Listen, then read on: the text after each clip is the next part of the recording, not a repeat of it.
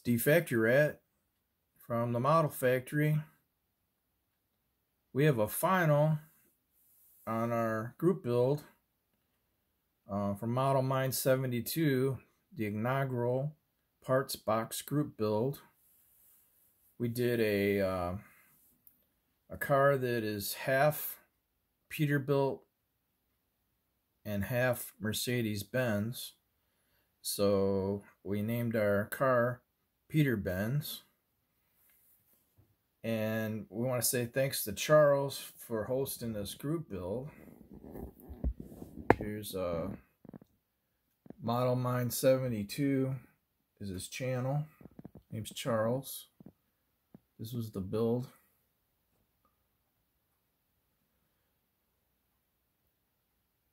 So go check him out. And it's got an awesome channel, excellent builder. And we want to say thanks. We built a lot of models this last year. We built tribute builds, appreciation builds. We built everything from large space shuttle builds, GT race car group builds, all kinds of stuff. But I'd have to say that this was my favorite build.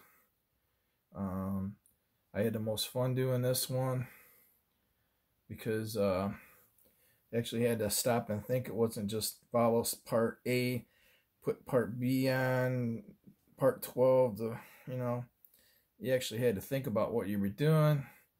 I never ground so much plastic and styrene and sanded so much and pieced so many things together, put so many things on, took so many things off. So yeah, it was a lot of work, but it was a lot of fun piecing everything together. So thanks again to Charles, MODELMIND72.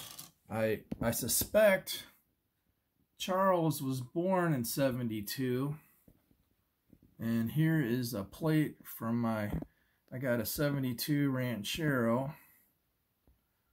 There's my 72 Ranchero GT. So there's my plate for it. It's tucked away in the garage right now from the snow. But I just wanted to show Charles that. I thought I might get a kick out of it. Here's a factory rat. We're gonna get our pointer out. And we got the car underneath this cover here. So we're gonna do our unveiling. Turn up the light a little bit.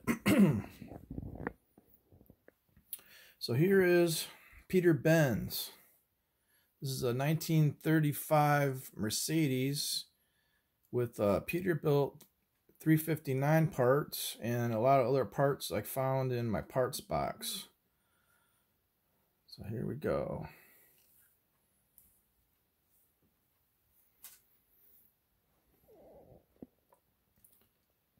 We did this in sterling silver, Model Masters paint. There's no clear coat on it.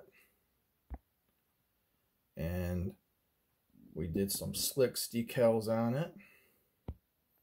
The German car, so we got the Maltese cross on there. We did the red leather interior, which I'll try to get a little bit better view on that. We did a nice tan and brown interior. You can see a little bit of the steering wheel right there. It's got a brown center stripe in the middle of it.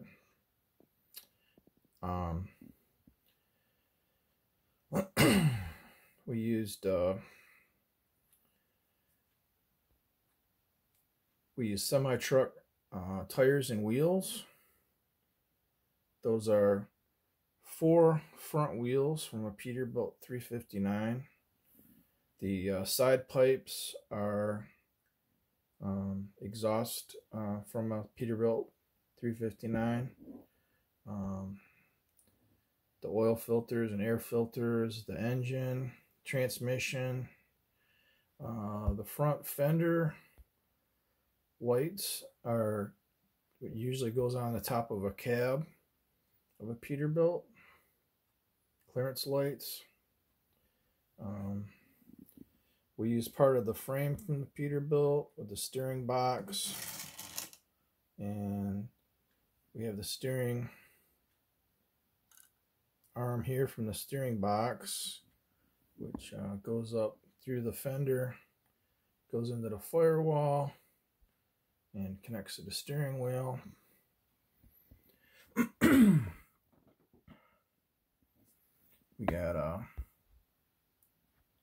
We had a girl here with a torch and the same decal on the front. We added this this fuel cap here. We added that.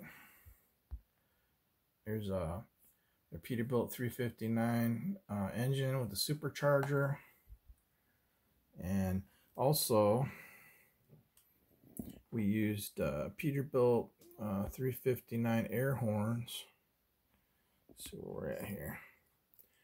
Down in here is there's two dual Peterbilt horns laying inside the fender, between the fender and the radiator. Focus in here. There's our dual air horns sticking out, and we had these headlight buckets from the kit. The kit was basically a glue bomb that was never painted. It was missing half the parts. I only had one headlight lens and it was pretty bad shape. So I actually took two. It took me a while to figure out what I was going to do for the headlight lenses, but I actually used two 1/8 scale chopper headlights lenses for the headlights. This bumper was missing. This is a bumper out of my parts box. I did the yellow fog lights on it.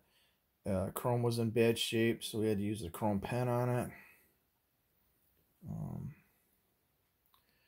This is the air cleaner from the Peterbilt 359, and the hose, which I had to modify the tube, bend it down a little bit so it would get the right angle.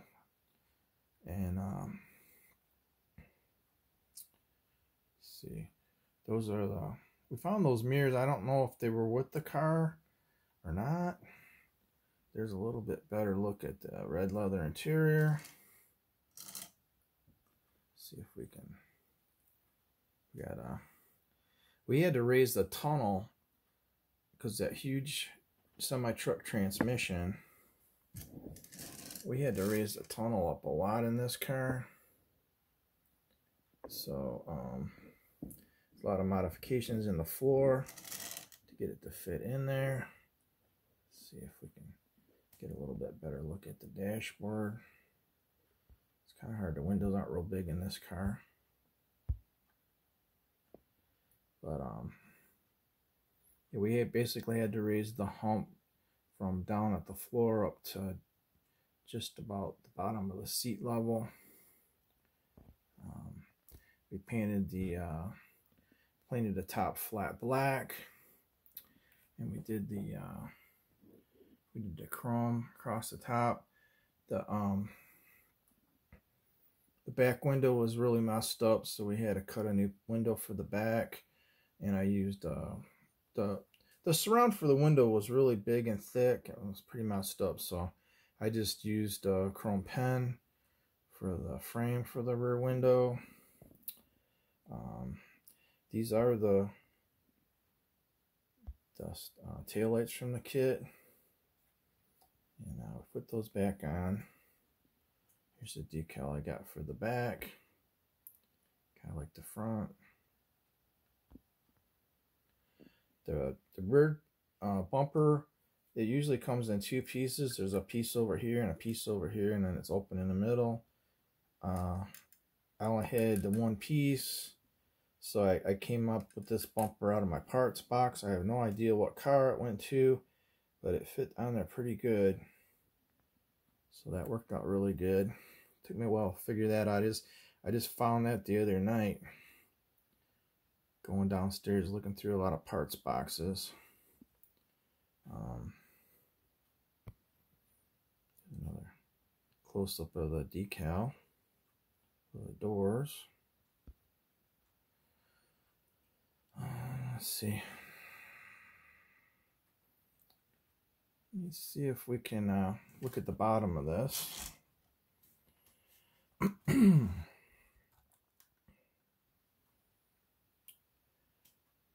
We had to modify a lot of this. I added that extra air tank on the back of the car there behind the fuel tank.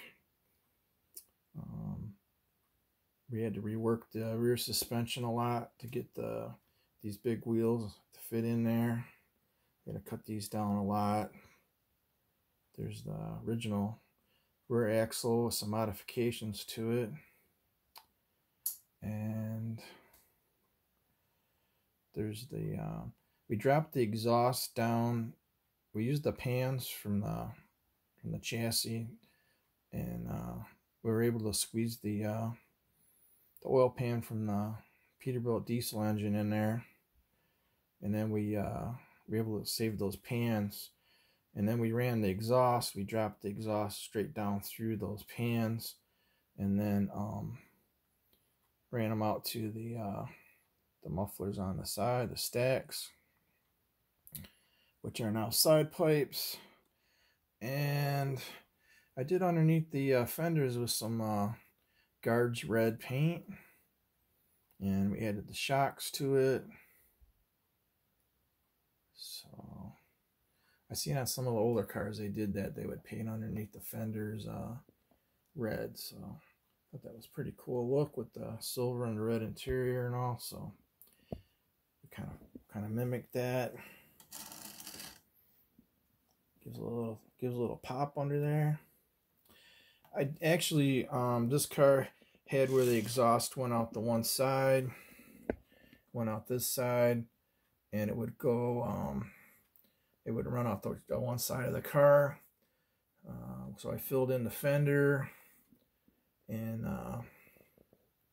we just ran the exhaust. We had to drop it down to go underneath the frame, and to be able to clear the steering box, especially on this side. So that's what we ended up doing. I would like to tuck that exhaust pipe up a little bit higher. I still may try to do that, but it was a lot of work to get that exhaust system hooked up to there. So I don't know. I think it's okay for now. It'll be all right.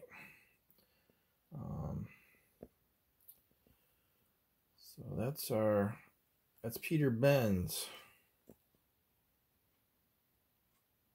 We're getting this done just under the wire. I haven't entered a group build yet that I haven't finished, so we got to keep up the record. So there's another look around at the car. Sterling silver. I think it looks good in the silver. Shows off the body lines. This is a beautiful car.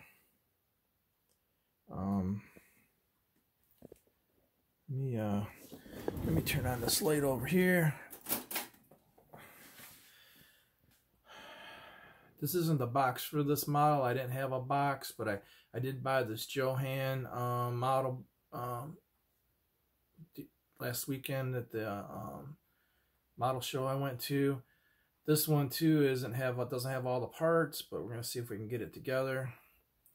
And this is the original. I showed this before, but the California hauler. This is the original kit that I bought when I was